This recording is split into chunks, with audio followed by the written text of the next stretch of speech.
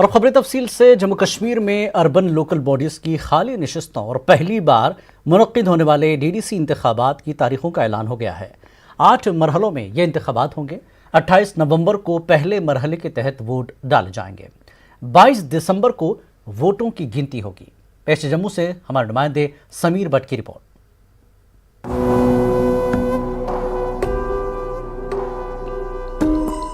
जम्मू कश्मीर में खाली म्युनिसिपल नशिस्तों और पहली बार मुनक्किद होने वाले डीडीसी इंतखाबात की तारीखों का ऐलान हो गया है। जम्मू में यूटी के इलेक्शन कमिश्नर के शर्मा और चीफ इलेक्टोरल अफसर हरदेश कुमार ने प्रेस कॉन्फ्रेंस के जरिए इंतखाबात की तारीखों का ऐलान किया।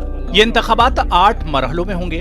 28 नवंबर को पहले मरहले के तहत वोट डाले जाएंगे। 22 दिसंबर को वोटों की गिनती होगी। अर्बन लोकल बॉडीज के लिए इंतखाबी ज़ाब्ते अखलाक लागू हो गया है। ये 8 फेजेज में इलेक्शन कराया जाएगा। पहला फेज का नोटिफिकेशन कल होगा 5 नवंबर को और इसकी पोलिंग 28 नवंबर को होगी।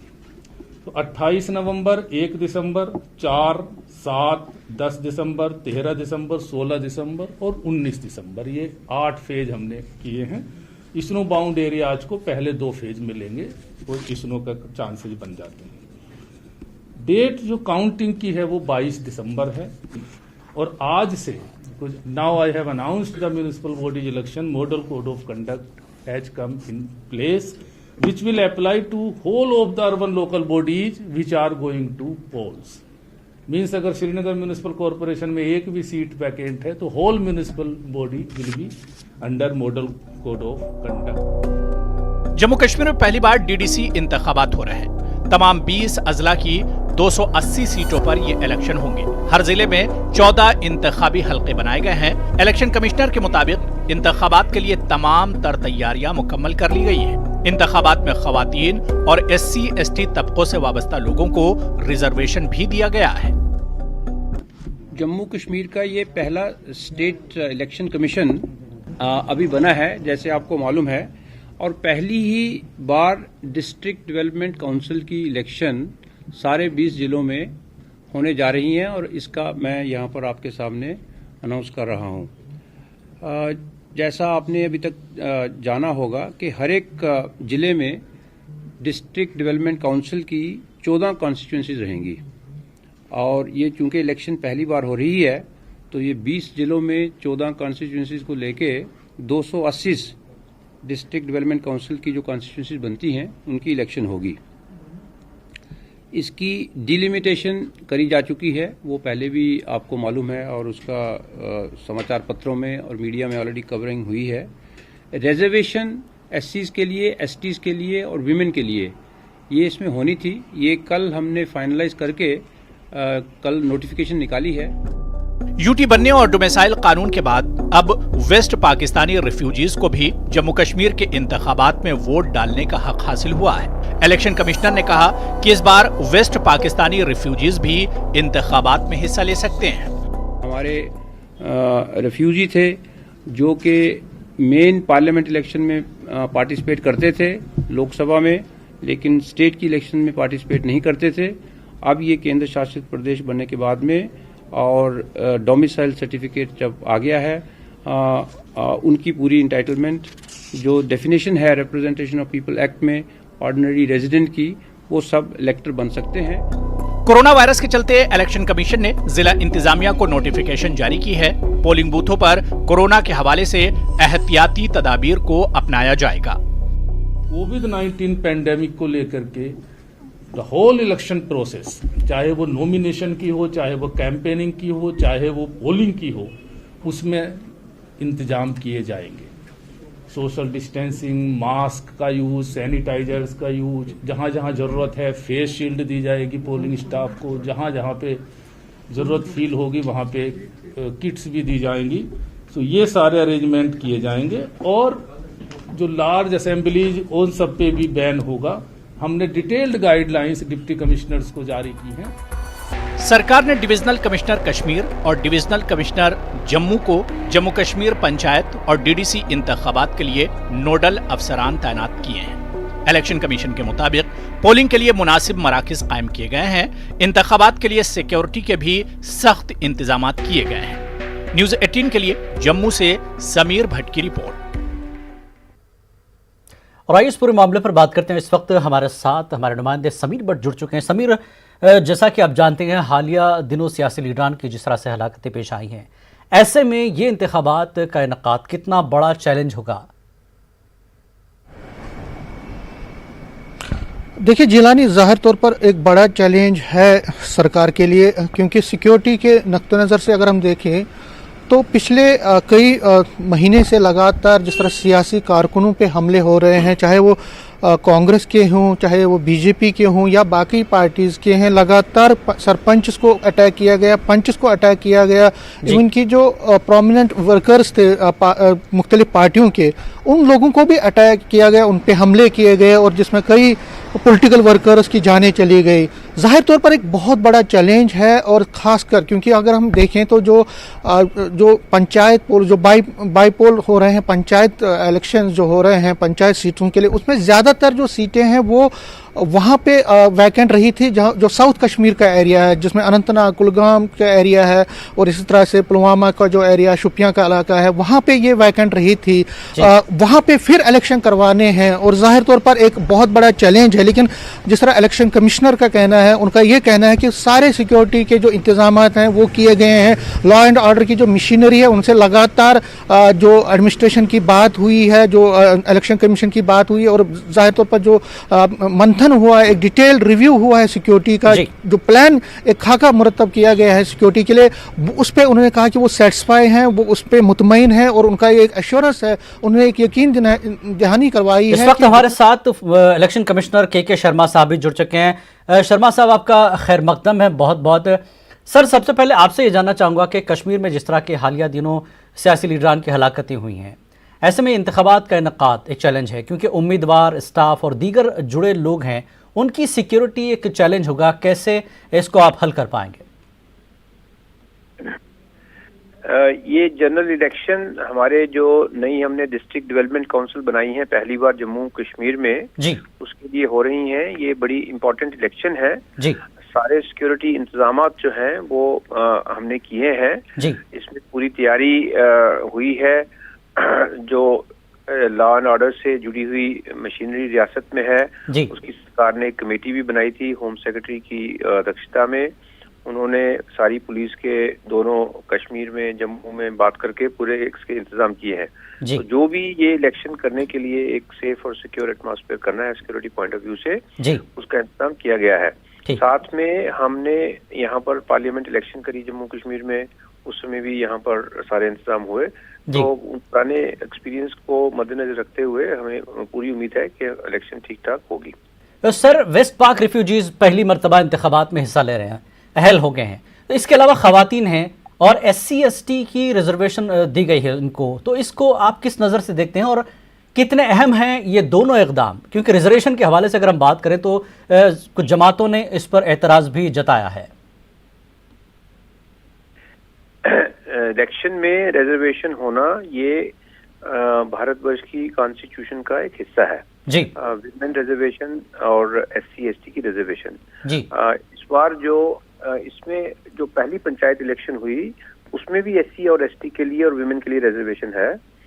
इस बार जो नया अभी काम हुआ है वो डिस्ट्रिक्ट पंचायत, जिसको हम डिस्ट्रिक्ट डेवलपमेंट कमिश्नर कह रहे हैं, उसमें चूंकि ये जम्मू कश्मीर की हिस्ट्री में पहली बार DDC की इलेक्शन हो रही है जी। मैं आपको ये भी बताना चाहूंगा कि सारे देश में लगभग सभी रियासतों में 3 टियर पंचायती राज है जी। एक तो गांव पंचायत का, उसके बाद ब्लॉक लेवल पे, और तीसरा जिला के लेवल पे। जिला बहुत सारी स्टेटों में तो जिला परिषद एकदम डेवलपमेंट एक्सपेंडिचर बहुत ज्यादा करते हैं। वहाँ एक IAS अफसर भी वहाँ पर चीफ एग्जीक्यूटिव ऑफिसर रहता है डिस्ट्रिक्ट पंचायत में जी। हमारे जम्मू कश्मीर में ये पहली बार पंचायत एक्ट में अमेंडमेंट करी गई और डिस्ट्रिक्ट लेवल की एक बॉडी बनाई जा रही है, डिस्ट्रिक्ट डेवलपमेंट काउंसिल। अब हर एक डिस्ट्रिक्ट डेवलपमेंट काउंसिल में, जैसा आपको अभी तक मालूम पड़ा होगा, 14 उसकी कॉन्स्टिट्यूंसी होंगी। इन 14 कॉन्स्टिट्यूंसीज में चूंकि ये पहली बार इलेक्शन हो रही है तो ये जरूरी हो गया कि इसमें विमेन के लिए भी रिजर्वेशन हो और हमारे SC और ST भाइयों के लिए भी रिजर्वेशन हो।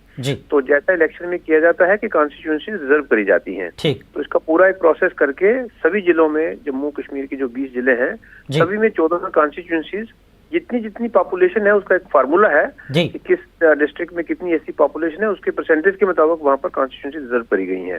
तो इसमें किसी को हमको इसका तो वेलकम करना चाहिए। हमारी जो डिसएडवांटेज सेक्शन सोसाइटी जी हैं, कॉन्स्टिट्यूशन में इसका प्रोविजन है। सर, आपने अपने तौर पर हर लेवल पर अपनी तैयारी कर रखी है, लेकिन अगर हम बात करें NC, PDP और दीगर जमातें जो इंतखाबात में हिस्सा लेंगे या नहीं, इस हवाले से अभी तस्वीर साफ नहीं है। अगर ये जमातें बाइकआउट करती हैं तो क्या इंतखाबात की अहमियत कम नहीं होगी? जितने भी इलेक्टर हमारी जम्मू कश्मीर में हैं, मैं उनसे कहना चाहूंगा कि आप ये आपका हक है इलेक्शन में पार्टिसिपेट करना। डेमोक्रेसी को बिल्ड करने के लिए, जमहूरियत को बिल्ड करने के लिए इलेक्शन ही एक तरीका बना है सभी डेमोक्रेसीज में, और जम्मू कश्मीर इसमें पीछे नहीं रह सकता है किसी कारण से। हमारे सारे लोग जो इलेक्टर हैं वो इसमें पार्टिसिपेट करेंगे और इलेक्शन को उसमें पार्टिसिपेट करके अपने नुमाइंदे चुने। अगर आप देखें इसमें तो जो गवर्नेंस के स्ट्रक्चर हैं, अभी तक गवर्नेंस के स्ट्रक्चर रहे हैं जम्मू कश्मीर में, एक JNK जो पहले स्टेट थी, स्टेट लेवल पे, और नीचे लेवल पे ग्रास रूट में पंचायत थी। अब इसमें हमने ब्लॉक समिति की इलेक्शन करवाई, और ये जो डिस्ट्रिक्ट पंचायत की हो रही है, ये एक बहुत बड़ा कदम है और बहुत बड़ा स्टेप है गवर्नेंस को आगे करने के लिए। स्टेट इलेक्शन कमिश्नर की मेरा जो ओहदा है, उससे मैं ये कहना चाहूंगा कि जितने भी इलेक्टर्स हैं वो जो इलेक्शन मतलब ऑपरेटर्स बना है, जो उसके रूल रेगुलेशन है, उसमें पार्टिसिपेट करें, और ये लोगों के ऊपर है कि वो किस तरीके से इसमें पार्टिसिपेट करेंगे। बिल्कुल बिल्कुल। शर्मा जी, आपका बहुत बहुत शुक्रिया, आपने तफसील से इस पूरे मामले पर बात की है न्यूज़ 18 उर्दू पर। बहुत बहुत शुक्रिया सर। आगे बढ़ते हैं अगली खबर की तरफ। BJP leader brigadier Anil Gupta का कहना है कि इंतखाबात की शुरुआत एक खुशआमद इक़दाम है। उनका कहना है कि जम्मू कश्मीर को अभी तक पंचायती राज से महरूम रखा गया था। कांग्रेस के चीफ तर्जुमान रविंद्र शर्मा का कहना है कि कांग्रेस पार्टी कभी भी जम्मू कश्मीर में इंतखाबी अमल के खिलाफ नहीं रही है। उनका कहना है कि सरकार जम्मू कश्मीर के अंदर इंतखाबी अमल को शुरू करने के मामले में कभी भी किसी सियासी पार्टी को एतमाद में नहीं लिया है। Jammu Kashmir state election commission ने आज जम्मू कश्मीर के अंदर पंचायती राज इंस्टीट्यूशंस को सशक्त बनाने के लिए पहली दफा जम्मू कश्मीर के अंदर डिस्ट्रिक्ट डेवलपमेंट काउंसिल के चुनाव का ऐलान किया है। जम्मू कश्मीर को अभी तक पंचायती राज से महरूम रखा गया। अब जब डिस्ट्रिक्ट डेवलपमेंट काउंसिल के इलेक्शन भी हो जाएंगे और डिस्ट्रिक्ट डेवलपमेंट काउंसिल भी बन जाएंगी, तो जम्मू कश्मीर के अंदर पंचायती राज इंस्टीट्यूशन मुकम्मल हो जाएंगी। डिस्ट्रिक्ट डेवलपमेंट काउंसिल बनने के बाद ना सिर्फ लोग खुश होंगे, बल्कि यहां पर सही माने में ग्रास रूट डेमोक्रेसी आएगी। देखिए, कांग्रेस पार्टी कभी भी किसी डेमोक्रेटिक या इलेक्टोरल एक्सरसाइज के खिलाफ नहीं रही है। डेमोक्रेटिक इंस्टीट्यूशन को स्ट्रेंथन करने की हालत 73rd 74th कांग्रेस पार्टी की देन है जम्मू कश्मीर और पूरे देश भर में। लेकिन बदकिस्मती की बात यह है कि जम्मू कश्मीर में जब भी कोई चुनाव अभी हाल ही में ये करते हैं, ऐलान करते हैं, पॉलिटिकल पार्टीज जो recognised main stream political parties हैं, उनको कभी प्री कंसल्टेशन ना की जाती है।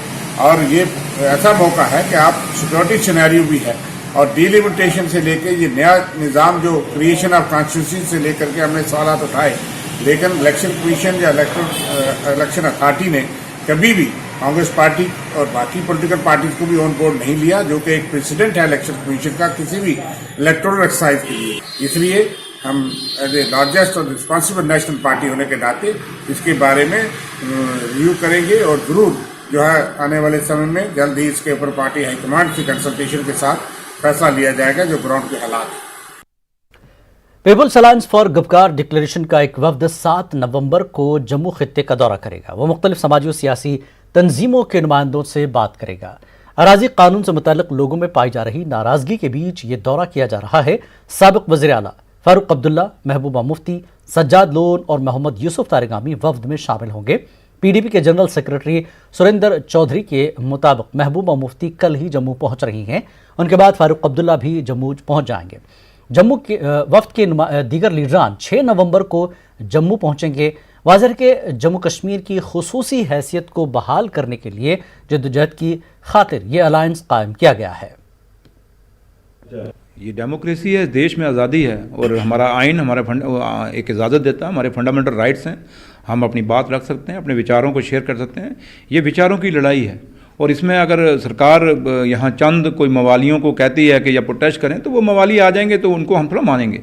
रही बात कि गुपकार जो अलायंस बना है वो एक मुद्दा है, एक सोच पे बना है और वो कोई एंटी नेशनल जो कहते हैं लोग, मैं तो इसको एंटी नेशनल मानता नहीं, क्योंकि गुपकार इशू क्या है, गुपकार अलायंस का जो बेसिक मुद्दा क्या है, मुद्दा हमारा यही है कि बाहर के लोगों की जो ज़मीनें यहाँ पे आके ले रहे हैं या बाहर के लोग यहाँ आके अपनी नौकरियाँ ले रहे हैं वो रोकी जाए। क्योंकि हमें भारतीय जनता पार्टी ने खुद कहा था जम्मू कश्मीर रियासत के अंदर कि हम यहाँ पे किसी भी बाहर के आदमी को ज़मीनें नहीं लेने देंगे, किसी भी बाहर के आदमी को यहाँ नौकरियाँ नहीं लेने देंगे। बट आप जाएं, आज कई डिपार्टमेंटों के अंदर नौकरियां भी लोगों ने ली हैं, अभी इस समय ले चुके हैं। और ये 370 टूटने के बाद उसके बाद आज आपके कई लोग यहाँ ज़मीनें खरीद रहे हैं। और अभी तो सरकार ने कह दिया है कि आपको कोई डोमिसाइल की ज़रूरत नहीं है, दिल्ली से ऑर्डर निकल गया, कोई डोमिसाइल की ज़रूरत नहीं है, कोई आपको कहीं ना कहीं PRC की ज़रूरत नहीं है। भैया अगर आपकी यहाँ डोमिसाइल की ज़रूरत नहीं थी फिर लोगों को कतारों में क्यों लगाया। वक्त एक ब्रेक के बाद फिर लौटेंगे।